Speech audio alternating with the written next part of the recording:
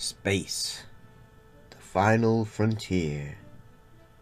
These are the voyages of a new Trekkie. My 5-year mission to search out Star Trek media, to seek out our fans and merchandise, to boldly go where no fan has gone before.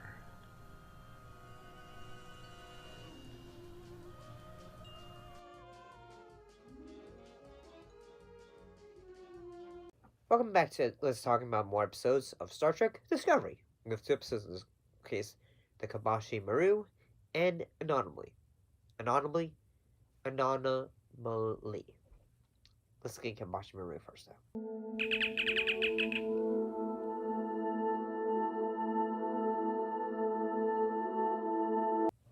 Me, my gosh darn, having trouble saying words at times.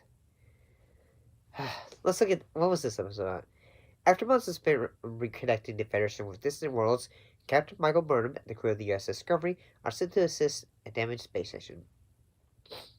We also end up seeing the president of the new president of the Federation and all that, and she gives a bit of words of wisdom, like say, "Hey, Michael, like you can't save everyone." Like even though she as a character is like constantly trying to make sure making sure everyone, like the crew, uh, friends, family, are able to get to a sense of safety and such. And yeah, I thought the action elements of say, okay, we're trying to save this other crew on a space station. It made me feel like, I think it said deep space and some of another, and I thought say, okay, so this is a callback almost. Or but then again, it's like say, okay, well, this show takes place so far in the future.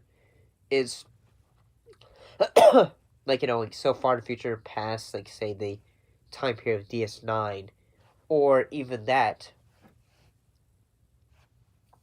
is say, okay, it makes you feel like, okay, where is the timeline for this again?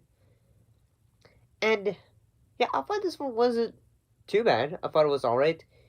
It didn't make me think when I was watching this one. Made me feel like, I wish we had a better, a sense of say, okay, a great moment of sense of a moral, a sense of a big monologue and all that. Like say, a character is say giving details of how he's feeling and all that. And there are those. Yeah, I thought this one was alright. What happened in Anomaly?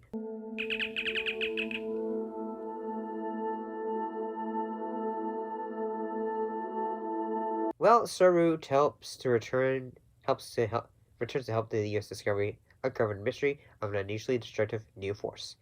As Burnham leads the crew, she must find a way to help Book cope with an unmeasurable loss. And by an unmeasurable loss, he ends up losing his family because he was going to his home planet to celebrate a memory and all that. It was a special day and all that. And you kind of feel for Buck because, you have these moments in this show, that are always good. Like, say, Stamets, when he felt that, uh, Cobra, when he had gone missing and all that, he passed away and all that. And then, you grow to have a sense of, say, you're wanting to give that character a big hug and tell him that it's going to be all right and all that. And say, Buck, he is trying to help get all the data that they need.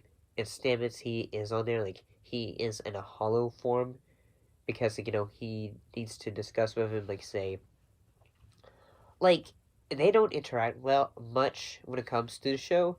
So it's say, okay, maybe this is why they had this, because well, okay, we need to have these two have a sense of dialogue and try to get discuss things. Yeah, at the same time, Book is not really able to do that because he is still reeling from the loss of his family. Or we can release the tether and allow them to continue their work. He doesn't have navigation. And without that data, Captain, we'd have nothing. Discovery has to pull back. Where are you with scans? I need 5 more minutes. Make it 3. I'd be lucky to get it in 5. What if we come back later? It'll take a week to fix this ship.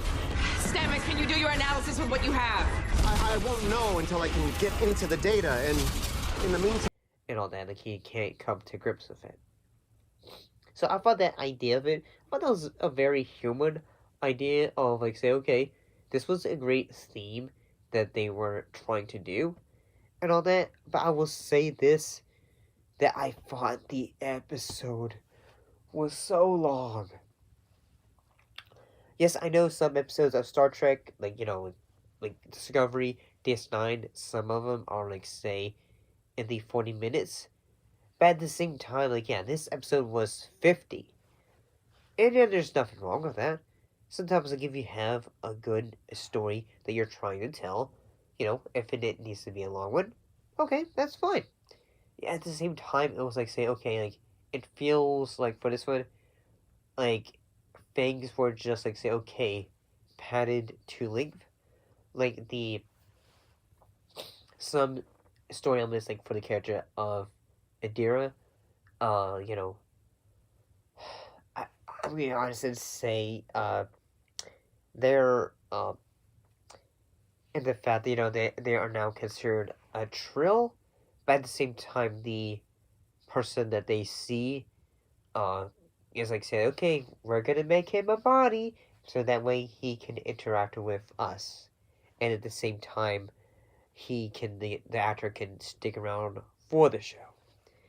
So, yeah, I thought this episode was, when it came to all the dramatic ideas it was trying to do, like when, you know, with, Buck trying to cope with all the grief that he is going through, I thought, great, give me more of that, and all that. Give me more dramatic elements, like, or say, a sense, like a morality tale, or something like that. You know, I want a sense of, like, a return to classic Star Trek. At least I feel like that's for me. Like, I've gotten used to the older shows now. But that's just how I feel about it.